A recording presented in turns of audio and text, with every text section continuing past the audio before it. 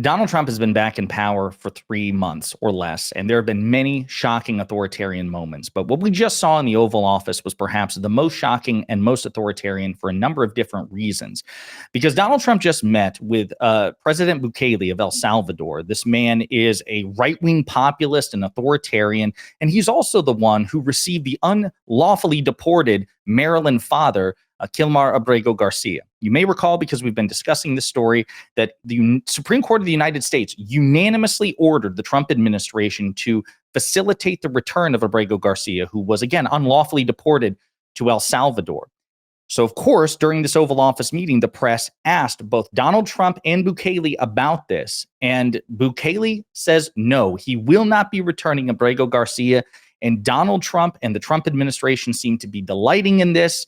And we have to talk about it. And to bring on an expert, somebody who can talk about this from the perspective of a lawyer, is our friend Pisco, lawyer, host of Pisco's Hour, and my co-host of Live and Learn. So we're going to look at the clip in just a second. But actually, you know what? Let's just go ahead and do this now, and then we'll get your reaction on the other side, Pisco. But again, this is from the Oval Office, Donald Trump and Bukele.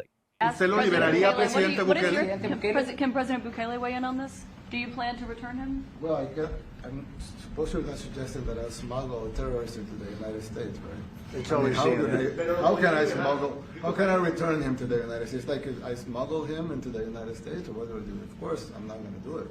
It's like, the question is preposterous. How can I smuggle a terrorist into the United States? I don't have the power to return him to the United States. So you can release him inside El Salvador? Yeah, but I'm not releasing, we're not very fond of releasing terrorists into our country. We just turned the murder capital of the world into the safest country of the Western Hemisphere, and you want us to go back into the releasing criminals so we can go back to being the murder capital of the world? No, that's not going to happen. Well, they'd love to have a criminal, released into I mean, there's a fascination. They would love it. They're sick. So we're going to play one other clip to really drive this home, because again, it's just shocking, and then we'll get Pisco's reaction to it. It's just totally stunning. This is Caitlin Collins from CNN following up with Trump, saying, "Well, didn't you just recently say that if the Supreme Court ordered you to return Bukele, that you would?" You said that if the Supreme Court said someone needed to be returned, that you would abide by that. You said that on Air Force One just a few days ago. And they said that it must be facilitated. Why don't you just say, isn't it wonderful that we're keeping criminals out of our country? Why can't you just say that? Why do you go over and over? And that's why nobody watches you anymore. You have no credibility. Please go ahead. President Trump. Okay, so we've got more clips. Again, even Stephen Miller weighs in. He tries to reinterpret the Supreme Court's decision. We'll get to all of that. But Pisco, what is your initial reaction to this? Yeah, classic authoritarian moves. They're an open defiance, as you suggested, of the Supreme Court of the United States, which said that they have to facilitate, his release from custody from El Salvador, his return to the country, which held unanimously that this was an unlawful deportation under no authority and in explicit violation of the law. So it's a extremely big deal. It's grounds absolutely for impeachment, and it's a troubling sign of where we are in the country. You heard there, by the way, that Bukele said, "I don't have the power to return them to the United States." So on the one hand, you have Trump, who in another clip says that he does not have the power to take him from El Salvador, and Bukele, who says he doesn't have the power to bring him to the United States. And so who does have this power, actually? The Supreme Court was very clear. You had to facilitate the return of Abrego Garcia and his release from custody from El Salvador. And Trump just said there he's not even going to try. He's not even going to try, and he's clinging to this narrative that J.D. Vance promoted, that Stephen Miller promoted, that he's promoting, that his attorney general is promoting, that he's a member of MS-13, that he's a terrorist, that he's a gang member, based on no evidence whatsoever. It's a preposterous thing to say. And on the one hand, if you look at the actual Fourth Circuit opinion on this, that it's based on the fact that he wore some clothing, and hearsay from one individual who said he was a prominent member of New York gang, in which he was never living in New York. And so even just based on the face of it, they're not arguing with evidence that he's a member of MS-13. But just take a step back. He was granted withholding of removal in 2019 under Trump's first term.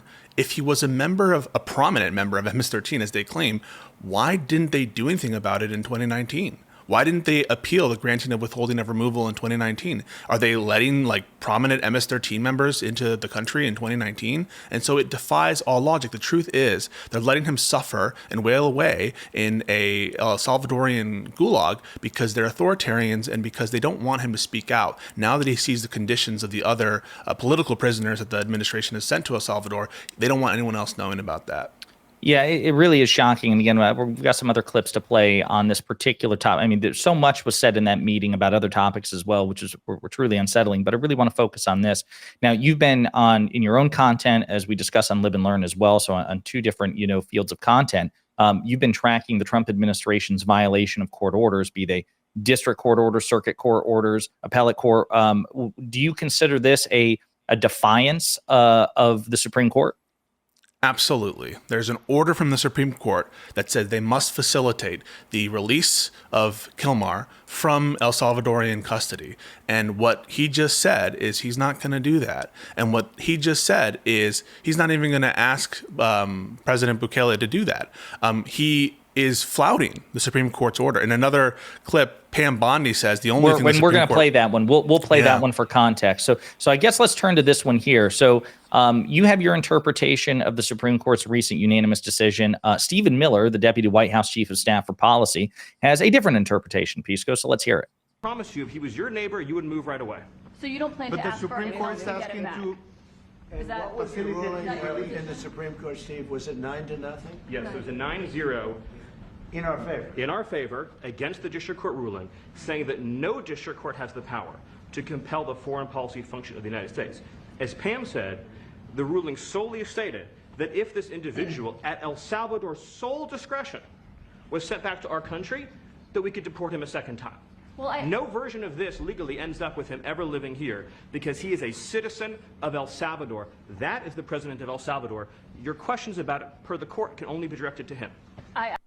So, Pisco, let's address that. Yeah. What do you make of Stephen Miller's interpretation of the Supreme Court's ruling? Stephen Miller is a lying weasel. He is a corrupt, barely human individual standing there lying about what the Supreme Court said. The Supreme Court at no point said that the only thing that they're empowered to do is receive him when they choose to send him over. The Supreme Court was clear. The United States must take measures to facilitate his release from El Salvadorian custody. That was a holding unanimously by the Supreme Court. And now he's trying to reinvent it like any good fascist and say that it was in their favor. They are absolutely cooked. These are authoritarians. They're running their country. They're illegally occupying the White House and spreading their filth on the airwaves. They should all be impeached. And frankly, everyone involved in this whole saga should be arrested and investigated for, criminal kidnapping and torture of Kilmar. And so I take nothing of what Stephen Miller says seriously for what the Supreme Court said, and obviously take nothing of what the Department of Justice says about the Supreme Court's opinion in terms of its accuracy. So let's look at the reaction of some other people in Trump's orbit, particularly cabinet officers. Like you mentioned, Attorney General Pam Bondi, so did Stephen Miller. So we're going to start with her, and then we're going to look at Lil Marco Rubio. Let's hear the question from this very low-rated anchor at CB. Thank you, President Trump. Do you plan to ask President Bukele to help return the man who your administration says was mistakenly deported? The man who was mistakenly deported to El Salvador? Well, let me ask Pam, would you answer that question? Sure, President. First and foremost, he was illegally in our country. He had been illegally in our country. And in 2019, two courts, an immigration court and an appellate immigration court, ruled that he was a member of MS-13 and he was illegally in our country. Right now, it was additional paperwork had needed to be done. That's up to El Salvador if they want to return him. That's not up to us. The Supreme Court ruled, President, that if, as El Salvador wants to return him, this is international matters, foreign affairs, if they wanted to return him, we would facilitate it, meaning provide a plane. So, Pisco, before we move on to Secretary of State Marco Rubio, is there anything you want to say specifically on that front and about Pam Bondi? Yeah, I mean, just they're all worms, every single one of them. And what they just said is inaccurate about what the Supreme Court said. I've told you already about the MS-13 holding. That was, related to a custody bond situation where, unfortunately, the immigration courts are bound to accept the findings if they're based in some of these reports of the immigration officers. But like I said, it's completely corroborated by the facts, and the predicate was incredibly weak, as now the Fourth Circuit has held and the District Court has held, and the Trump administration is not even bothering to show facts that he's a prominent member of MS-13. And if that's true, then they're admitting that they released a, quote, prominent member of MS-13 into the country in 2019. And what's more important, notice what Pam Bondi said there. It's just a paperwork offense, she says. That's what they think of due process in this country. Oh, it's just paperwork. Notice, an opportunity to be heard. Who needs it? It's just an additional paperwork. Who cares? And then she says, we're not even going to ask Bukele to bring him back, just foreign affairs. And the Supreme Court ruled in our favor. It's disgusting. Every single one of these individuals, like I said, needs to be impeached, removed from office, and arrested on kidnapping charges. So we're going to play one more clip, this one of Secretary of State Marco Rubio. And then the last clip we'll play is actually in some ways the most chilling clip of all. And it portends ill omens to come for American citizens of all people. These are sick people. Marco, do you have something to say about that? Yeah, I mean, Stephen outlined it. I don't understand what the confusion is. This individual is a citizen of El Salvador. He was illegally in the United States and was returned to his country. That's where you deport people, back to their country of origin. Except for Venezuela, that wasn't refusing to take people back, or places like that. I can tell you this, Mr. President. No, the foreign policy of the United States is conducted by the President of the United States, not by a court. And no court in the United States has a right to conduct the foreign policy of the United States. It's that simple. Again, anything to say about Marco Rubio and Marco Rubio's assessment of the situation, and whether or not the court, whether or not the Supreme Court of the United States has any, if basically a foreign policy is justiciable by the Supreme Court of the United States?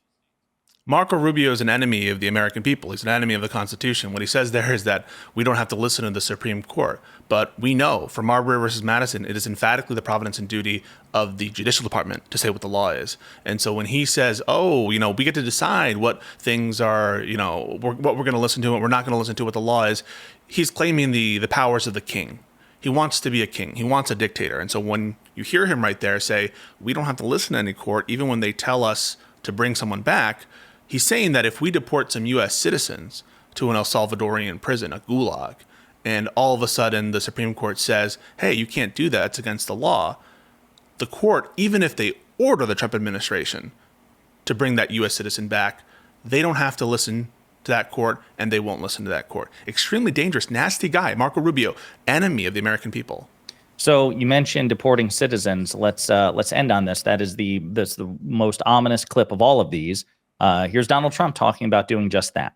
Are you willing to pay for those facilities to be opened if new ones were going to be built? I'd do something. We'd help them out. Yeah, we help them. They're great facilities, very strong facilities, and they don't play games. I'd like to go a step further. I mean, I said it to Pam. I don't know what the laws are. We always have to obey the laws, but we also have homegrown criminals that push people into subways, that hit elderly ladies on the back of the head with a baseball bat when they're not looking, that are absolute monsters. I'd like to include them in the group of people to get them out of the country, but you'll have to be looking at the laws on that, Steve, okay? So seems to me that was the president of the United States who, to me, he either is so incredibly ignorant that he's unfit for office, or he knows what the law says about the unilateral deportation of American citizens, that he's just he's either incredibly dangerously ignorant or incredibly dangerously authoritarian. But there is the president of the United States openly musing about deporting American citizens to gulags in foreign countries. Yeah, it's sick. It's sickening.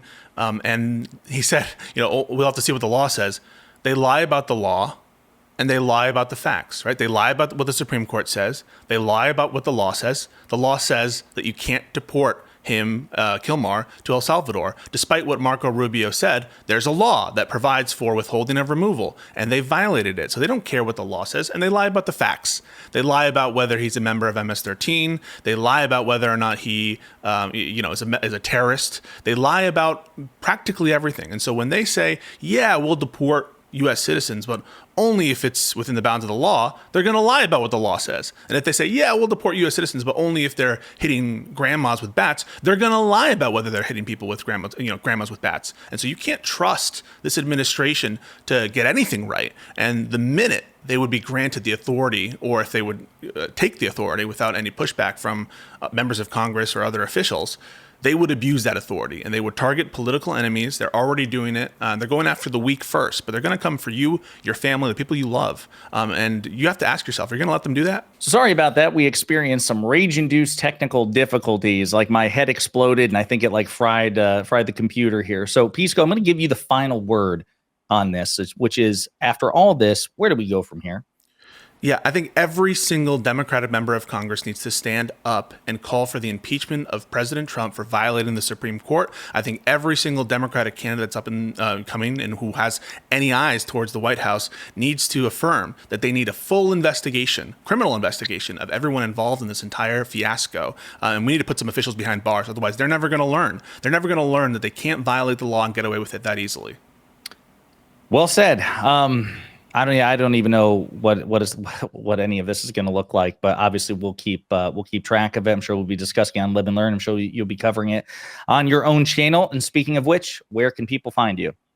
Pisco's Hour on YouTube, Pisco Liddy on Twitter. All right, perfect. We'll keep monitoring this. I'm sure we'll be discussing it again in the near future. Thanks so much. Thank you.